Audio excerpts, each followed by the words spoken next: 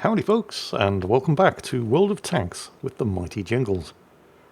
Hang on a minute, Jingles, you didn't say, I hope you're all having a good one. No, I didn't. I don't need to. Because you're all watching today's video. So I know you're going to have a good one. Because this is a TOG video. This is Geisper in this Tier 6 standard battle here on the Siegfried Line map. And this is his first ever battle in the TOG 2. And he's already got the hot dog camo. Now that's dedication. By the sounds of things, he's also got his Sisterhood of Steel crew in the TOG. I mean, that's dedication. That's Geisper, I salute you, sir. So, for those of you who are new here, why is the TOG 2 such an amazing tank? Well, it isn't. Hello, what's going on here? Oh yeah, British Armoured Cars, the AEC. In yet another glaring example of just how ridiculously out of touch with their community wargaming actually are, their response to just how universally hated and despised the French armoured cars are, was to introduce more armoured cars into the game. British armoured cars. There are a couple in this battle, the AEC over there, I'm not sure what he thinks he's going to achieve other than to run out of ammunition. There are also a couple of Staghounds. The Staghound wasn't a bad machine in reality, served in World War II. I've actually seen a couple of them at the Dutch Tank Museum at Overloon. It was actually Staghound reconnaissance vehicles who secured the routes to bypass the first couple of bridges during Operation Market Garden in 1944. But I digress, we're not here to talk about British armoured cars, we're here to talk about the TOG 2. As Geisper sets up to, it looks like he's trying to reverse side scrape around the rubble here, which isn't a bad tactic in this machine. If you have the space for it, of course, because the TOG is not a small tank, and it appears that he was getting a bit worried about being outflanked there. He was a bit hesitant at first, and with good cause, because he is getting outflanked. The thing about the TOG 2 though is, particularly because it's a tier 6 machine, and unless you're getting shot at by something like the KV2, the TOG can take it because it has about 3 times as much health as most of the tier 6 machines. Well, it used to. I mean, you can look at the M6 over there with over 1,000. You see, a while back, Wargaming buffed the hit point pools of most of the mid and low tier machines. The TOG didn't really get touched because it didn't really need it. I mean, 1,700 hit points. It's still got about double the hit points of most of the machines at this tier, and triple the hit points of machines at the lower tiers. So, even though the TOG's armour is really kind of bad, and it's a massive target that's very difficult to miss, it can take the hits, unless it's getting shot at by something like the KV2 with its 152mm howitzer. Now, it's pretty well known at this point that I absolutely love this tank, but I was saying earlier that it is not a good tank, and that's absolutely true. I don't love it because it's a great tank, it isn't. I love it because it's got character. It's kind of like the polar opposite of the Gneisenau in World of Warships, the German Tier 7 battleship, which is a great ship with absolutely terrible guns. The TOG is the exact opposite. It is a diabolically bad tank, but with an amazing 17-pounder gun. You see the history of the TOG too, because it is a real tank, it exists. And it was never put into production, but it does exist. And the history is kind of interesting. The name of the tank, the TOG, stands for the Old Gang, and the Old Gang were a group of kind of self-appointed post-World War I tank designers. Oh, hang on a second, there's a T-34 here who needs to die. Yeah, I mean, you can shoot the TOG doesn't care, TOG can take it, I guarantee you will lose. Right, so yeah, the thing about the Old Gang was that they were a bunch of World War I veterans. And between them, they decided, because this was back in the days when a bunch of crackpots could advance any kind of stupid idea and still get funding to build it, right? Actually, we'll expand more on that in a moment, because right now this tank's the need for that. Geisper didn't want to go around the corner while that Stug 3 was there, but he's about to become the filling in the KV-220 and M6 sandwich. Yep, he's dead, KV-220 got him. And now somebody needs to take the lead. The team have been behind on kills the entire game. They've only just managed to equalise the scores.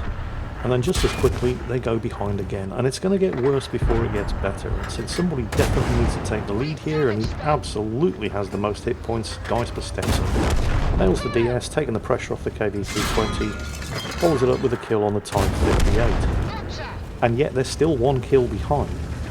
Despite this though, I mean, I don't know if you've been paying attention to the hit point totals at the top of the screen, but despite the fact that the team has basically, for all but a couple of seconds, been behind on kills this entire match, they're still maintaining hit point parity with the enemy team. Even though there's only 3 of them left, they still almost have the same amount of hit points between these 3 tanks as all 5 of the enemies. Of course, the fact that Geisper in the TOG 2 is one of these 3 tanks, and with nearly 1,000 hit points left, he still has probably more health halfway through the battle than most of the tanks in this battle started with. That's almost certainly a factor. But even taking that into account, the team haven't been doing that badly. They've certainly been doing better than the scores would suggest, because while they have always been behind on kills, they've been doing damage. They just haven't been getting the actual kills. Of the 5 enemy tanks left, I mean the 2 artillery, they're going to be on full health, but artillery don't have a lot of health anyway, so the 3 surviving enemy tanks are all going to be low on hit points. And while the surviving KV-220 on Geisper's team doesn't have a big gun, it is pretty tough and can take the hits as well. The M60 has a 90mm gun, and Geisper in the TOG 2 has this amazing 17-pounder that allows this tank to punch well above his weight. The base is being capped. The KV-220 takes the lead, which is it's a tough machine for tier 5, but he didn't have enough hit points left to do anything ambitious. Then again, if you're sitting around waiting for the TOG to take the lead, you're going to be waiting a long time. That does, however, just leave him and the M60, and now it's just him against 4 enemies. But because he's in the TOG, despite being battered from every angle for the entire duration of this game thus far, he still has more health than the entire enemy team combined. And now there's only 3 of them, but there's still 1 in the cap circle. It's not going to be the artillery, is it? It has to be the VK, but where is he? Hiding behind the wreck of the AEC, perhaps? Maybe. The fact that he is still in the cap circle and hasn't already plugged out to get into a flanking position is going to seal his death warrant, because that little VK does have a fairly potent 105mm howitzer. But because it's a howitzer, the penetration is terrible. Yep, there we go. He fired armor piercing from the front with 64mm of penetration at a tank that has 70mm of armor. Oh well. I mean, it might have worked. But he would have needed to get around the sides of the TOG 2 and score 3 hits with that howitzer in order to kill him. And because he fluffed his first shot against the target from the front that actually had thicker armor than the penetration of his armor piercing shells, yeah. Oh well, maybe next time. And that just leaves the 2 artillery, the Hummel and the Gorilla. And he has a reasonable idea of where they were, because they were shooting at him. But this actually could be a bit of a problem, because the TOG is not a well-armoured machine. I mean, 70mm of frontal armour is basically the same as the frontal armour of a Sherman, and the Sherman didn't exactly have a reputation for being an incredibly well-armoured tank. I mean, it wasn't bad, but it certainly wasn't great. The side and top armour, however, on the TOG 2 is diabolically terrible. I mean, the top armour on most tanks is pretty bad, and when you're fighting artillery, the top is where most of the shots are going to hit you. And the TOG is huge. It is not a stealthy tank. It doesn't sneak up on anything. They will see you coming very, very slowly from miles away. And artillery will be able to shoot at him, remaining undetected, and just rain high explosive down, carving huge chunks of his hit points away by hitting that incredibly vulnerable and absolutely massive engine deck behind the turret. Going across open ground in order to hunt artillery on one of these things is basically suicide. And it's not as if enemy artillery are going to do him the favour of coming looking for him. Plus, there's no time left to cap. I mean, the cap circle's at least 200 metres away, and there's only 6 minutes of this battle left, and he's in a TOG. So, oh, hang on a minute. I spoke too soon.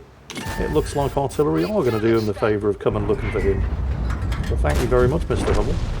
That was awfully generous of you. I think the Hummel was trying to reposition in order to cover his own cap circle. And it looks like the Gorilla's done the same as well, judging by where that shot came from. Did they actually expect a TOG to try to win by capping? Well, to be fair, Gasper was kind of heading in that direction, so the guess wasn't too far off. And yes, I did notice the comment from the friendly Staghound right after Geisper was having a laugh about the TOG's epic speed. Send this one to Jingles, he will love that. Oh, Staghound, you know me so well. So, 7 kills, a Top Gun and an ace tanker, amongst other things, for Geisper in his first ever battle in the TOG 2, which is only appropriate, of course, because, well, you know how it goes. It doesn't matter what the scores are, TOG always wins. Oh, and I never finished the story about the old gang, the bunch of crackpots who lent their name to the tank that they designed. They were all a bunch of kind of self-appointed World War I vintage tank designers, and this was back in the days when any bunch of crackpots could advance a design and still get funding to build it. And they looked at the lessons learned from the First World War, when tanks were employed there, and implemented those lessons into the design of the TOG. And you see the comical length of this thing, that was exactly so that it could cross trenches easily. So it was a perfect World War I tank design. If it had been around in World War I, it would have been the best tank in the world. Except now it's World War II, and things had moved on a little bit.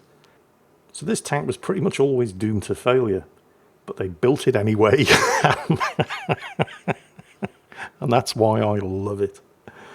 And I think it's probably why many of you love the TOG too, because the TOG is upon.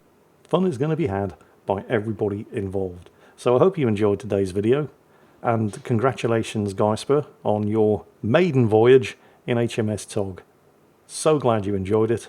We did too. Take care, folks, and I'll catch you next time.